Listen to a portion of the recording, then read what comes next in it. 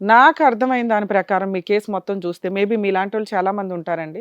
వాళ్ళకొక క్లారిటీ ఉండాలి కాబట్టి. మీ కేస్ గురించి మాకేం అర్థమైందనేది కూడా తెలియాలి కదా!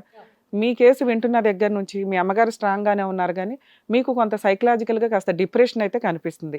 అన్ని ఇమాజినేషన్ మీరు చూపించిన వాటిలో నాకు చాలా వరకు క్లారిటీ కనిపించట్ల. ఉండడానికైతే ఉన్నాయి మేడం గానీ ఇది నిజం మేడం. నిజమే. మీరు చెప్తున్నది నిజమే. నా ముందు కానీ ఒక్క అసలు నిమిషం అమ్మ. మీరు చెప్తున్నది నిజమే గానీ, ఆ ఎవిడెన్స్‌లు కోర్ట్‌కి పనికిరావు. మీరు చూపిస్తున్న అన్నీ కూడా చాలా వేగ్‌గా మనం బాగా కాన్సంట్రేట్ చూడాల్సిన సిట్యుయేషను.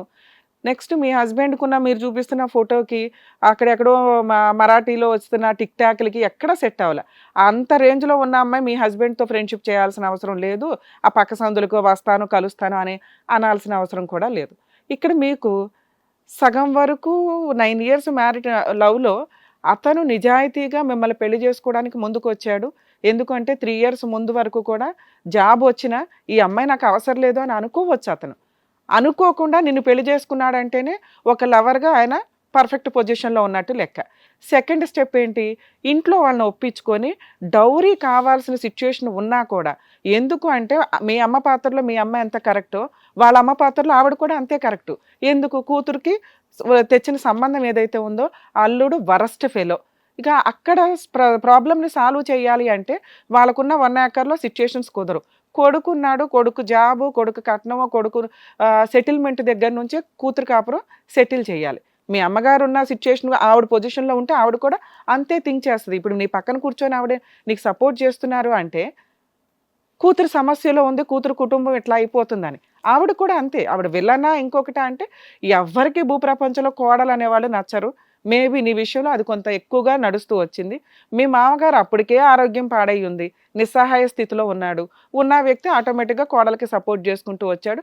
భార్య కాస్త గయ్యాళి కాబట్టి. ఎందుకంటే ఆవిడ కూతురే, కోడలు కూతురేనే ఎందుకు ఈ పిల్లని హింసించటం అనే ఒక పాజిటివ్ వేలో ఆయనున్న 1 ఇయర్ 6 మంత్స్‌లో నీకు సపోర్ట్ చేసుకుంటూ వచ్చారు.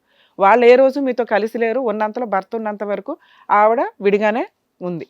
ఎప్పుడైతే భర్త చనిపోయాడో, ఆరోగ్యం డ్యామేజ్ అయిందో, అల్లుడే వేస్ట్ ఫెలో. ఇంకా అల్లుడు ఏం చూస్తాడు? కూతురు ఏం చూస్తది? అరే బాబు నీ కూతురిని కొడుకు దగ్గరికి వెళ్ళు, కొడుకు ఆల్రెడీ గవర్నమెంట్ ఎంప్లాయీ వెళ్ళి చూసుకుంటే బెటరు అని చెప్పి పంపించుంటారు. ఇక్కడికి వచ్చిన 1 మంత్‌లో మీ అమ్మగారు కూడా ఇంట్లో ఉండడం వల్ల సినిమా చాలా పెద్దదయిపోయింది. అత్త అనేవాళ్ళు విలన్ అయిపోయారు. ఆల్రెడీ ఆవిడకున్న విలనిజానికి ఆవిడ మీ అమ్మగారిని బయటికి పంపించింది. ఉన్నంతలో ఆవిడ బయటికెళ్ళిపోయింది. ఆ 2 ఇయర్స్‌లో మీరున్నారా అంటే మళ్ళీ అత్తగారితో కలిసి ఉండడం ఇష్టం లేక వేరే వచ్చేసారు. 1 మంతే ఉన్నారు మీరు ఒకసారి. తర్వాత మళ్ళీ పంచాయతీ జరిగింది. మీ అత్తగారు ఇంక నుంచి హెరాస్ చేయను ఇవి అవి అని ఏదో రాసిస్తే నమ్మకం కలిగించినాక నువ్వు వెళ్ళావు. అత్తగారితో ఏదో కలిసి అట్లా కాపురం చేసుకుంటూ వచ్చారు ఒక 2 ఇయర్స్. ఆ తరువాత ఆవిడ ఆరోగ్యం పూర్తిగా డ్యామేజ్ అయింది. పూర్తిగా డ్యామేజ్ అయిన తర్వాత సపోర్ట్ కావాలి కాబట్టి మీ అమ్మగారిని కూడా ఎంటర్ చేశారు ఇంట్లో. మీ అమ్మగారిని ఏ రోజు మీ ఆయన తిట్టింది లేదు. బయటికి పొమ్మనింది లేదు. ఎందుకు తిట్టాడు ఏంటి అంటే సిట్యుయేషన్స్‌లో వచ్చిన గొడవల వల్ల తప్ప.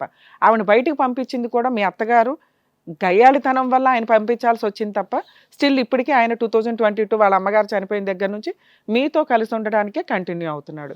ఇంకా విడ్డూరం ఏంటంటే మా ఆయనకు వచ్చేదే 40,000 అండి. వాడు ఏం చేస్తున్నాడో డబ్బు అటు ఇటు అని మాట్లాడుతున్నావు. ఆల్రెడీ 20 lakhs పెట్టి ఓ ప్రాపర్టీ కొని నీ పేరు మీద పెట్టాడు. ఆ ఇన్‌స్టాల్‌మెంట్‌లోనే 25,000 పోతున్నాయి. ఇంక మిగిలేది ఎక్కడ గోంగూర? నీకున్న విపరీతమైన అనుమానాలు, టెన్షన్సు ఏం చేస్తున్నాడు డబ్బులు అని ఆటితో వాడిని పీక్కు తినటం స్టార్ట్ చేసావు. ఒక్క నిమిషం అమ్మ వినండి. అంటే మాకు అర్థమవుతున్నది క్లారిటీ మీకు మీకు బాధ అనిపించవచ్చు.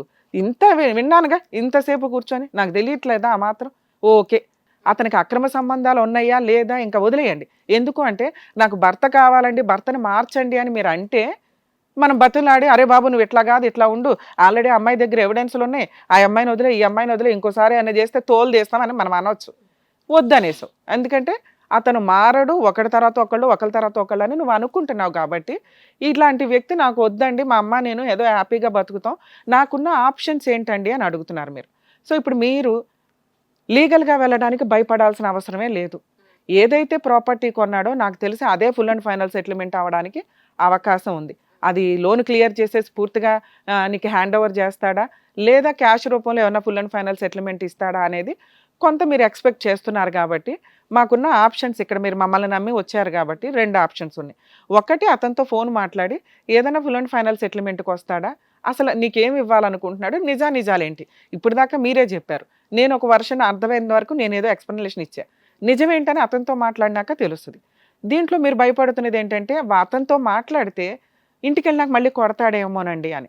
సో ఒకవేళ మీకు అట్లా డౌట్ ఉంటే అతను ఎట్లా రియాక్ట్ అవుతాడు అనేది, ఒకవేళ ఇంటికెళ్ళినాక కొడితే ఖచ్చితంగా మాకు ఇన్ఫామ్ చేయండి. మా టీం వాళ్ళు మీకు ఇమీడియట్గా లీగల్ ప్రొసీడింగ్స్లో సపోర్ట్ చేయడానికి, కంప్లైంట్ ఇవ్వడానికి అందుబాటులో ఉంటాం. 2, ఒకవేళ అతను మీరు ఏం చేసుకుంటారో చేసుకోండి అంటే మీరు ఆ ఇంట్లో ఉంటారా ఉండరా అనేది మీ ఇష్టం అమ్మ. ఇన్ కేస్ మీకు ఏదైనా జరిగితే ఇమ్మీడియట్గా 100కి డయల్ చేయండి. 2, మీరు లీగల్గా వెళితే మీరు కాదు భయపడేది, అతను. ఖచ్చితంగా ఆ జాబ్ సస్పెండ్ చేయడానికి ముందు మీకు 2-3 కౌన్సిలింగ్స్ ఉంటాయి. ఆ కౌన్సిలింగ్స్లో అతను ఖచ్చితంగా సెటిల్ చేసుకుంటాడు. అది నీ కాళ్ళు పట్టుకుని బతులాడుకుని ఇంకో ఛాన్స్ ఇమ్మంటాడా, లేదా ఫుల్ అండ్ ఫైనల్ సెటిల్మెంట్కి యాక్సెప్ట్ చేస్తాడా. ఫుల్ అండ్ ఫైనల్ సెటిల్మెంట్కి యాక్సెప్ట్ చేస్తే మీరు MOU రాసుకోండి. లీగల్గా ఒక అడ్వకేట్ ద్వారా మ్యూచువల్ డైవర్స్ వేసుకోవచ్చు. అందులో సెటిల్మెంట్ ఏంటి అంటే ఆ ప్రాపర్టీ ఏమన్నా పూర్తిగా లోన్ క్లియర్ చేసి ఇస్తాడా ఏంటనేది ఒకసారి చూడండి. లేదండి లీగల్గానే ప్రొసీడ్ అవ్వండి, ఏం చేసుకుంటారో చేసుకోండి అంటే మీరు ఇంకా ఇంట్లో ఉండొద్దు. ఎందుకంటే అది డేంజర్. ఏ నైట్కి ఏం చేస్తాడో ఏమో తెలీదు అతనుకున్న కోపానికి. సో అతను లీగల్గా ప్రొసీడ్ అవ్వడానికి ముందు మీరు గౌరవంగానే ఇల్లు వెకేట్ చేయండి. మీకు ఎక్కడైతే ఫెసిలిటీ ప్రాపర్గా అనిపిస్తుందో అక్కడ ఉండండి. మీరు పోలీస్ స్టేషన్ గుమ్మం ఎక్కి అతని మీద కంప్లైంట్ ఇస్తే నీ ప్రాబ్లం ఇమ్మీడియట్గా సాల్వ్ అవుతుంది. అవ్వకపోతే మా సపోర్ట్ మీకు లీగల్గా ఉంటుంది. కేసులు వేసుకోవడం అంటారా, నాకు తెలిసి మీ కేసులో అంత కేసులు అవసరంలా. ఎందుకంటే మీరు పోలీస్ స్టేషన్లో కంప్లైంట్ ఇచ్చినప్పుడే అతనికి వేరే ఆప్షనే ఉండదు. జాబ్ కావాలి అంటే నీతో 2 సెటిల్మెంట్లు చేసుకోవాలి. ఒకటి కలిసి కాపురం చేయటమా, బతువులాడుకొని, అప్పుడు కూడా నువ్వు కండిషన్సే పెడతావు. నువ్వు హ్యాపీగా ఉండడానికి ఏవో కావాలిగా. మెడికల్ టెస్ట్లకే వెళ్తారా, లేకపోతే ప్రాపర్టీ క్లియర్ చేసి ఇస్తాడా, లేదంటే అక్రమ సంబంధాలన్నీ కంట్రోల్ చేసుకుంటాననే హామీ ఇస్తాడా. ఇంకొక ఛాన్స్ ఇచ్చే ఉద్దేశం ఉంటే నువ్వు ఇద్దు. కానీ ఇన్ కేస్ ఇచ్చే ఉద్దేశం లేదు, అరే బాయ్ నాకు సెటిల్మెంటే చేయి, నాకు అవసరం లేదు అంటే ఖచ్చితంగా అతను ఆ స్టెప్ వెతుక్కోవాల్సిందే. ఎందుకంటే నువ్వు లీగల్గా వెళ్తే జాబే పోతుంది అక్కడ. అర్థమవుతుందా? సో మీరు టెన్షన్ పడకండి. మేము ఒకసారి ట్రై చేస్తాం ఫోన్లో. ఇన్ కేస్ మేము ఫోన్ మాట్లాడడం వల్ల ఇంటికి వెళ్ళినా మీకు ఏమైనా ఇబ్బంది అవుతుంది అంటే కనుక ఖచ్చితంగా ఆ సపోర్ట్కి కూడా ఉంటాం.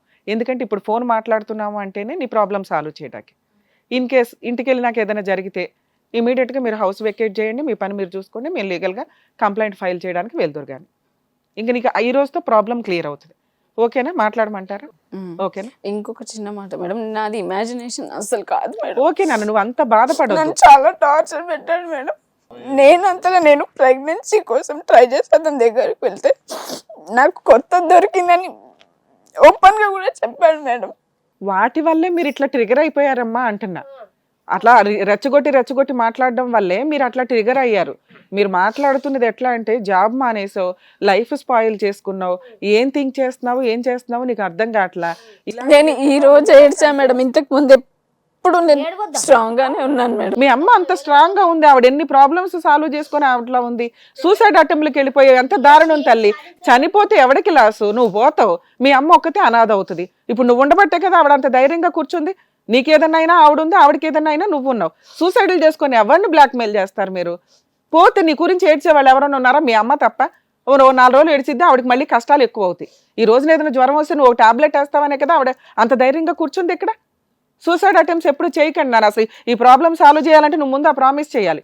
నేను మా మమ్మీకి ప్రామిస్ చేశాను మేడం, ఇంకా ఇప్పుడు నేను ఇట్లా చేయను. చెయ్యి, ఇప్పుడు చెయ్యి, మా ముందు చెయ్యి, మాకు ఎవిడెన్స్ ఉంటుంది. నువ్వు ఇంటికి వెళ్ళి మళ్ళీ ఏదైనా చేసుకుంటే మీ అమ్మ దగ్గర ప్రామిస్ చేయి. నేను జీవితంలో ఎప్పుడు చెయ్యమ్మా, ఎప్పుడు సూసైడ్ చేసుకున్నాను చెయ్యమ్మా. మీ అమ్మ కోసం బతకాలి కదా. కానీ ఫోన్ మాట్లాడితే బెటర్ అని నేను అనుకుంటున్నా. ఎందుకంటే అంత ఉండదు, ఒక హింట్ ఇవ్వాలి కదా అతనికి, ఆవిడ బయటికి వెళ్ళాలన్నా.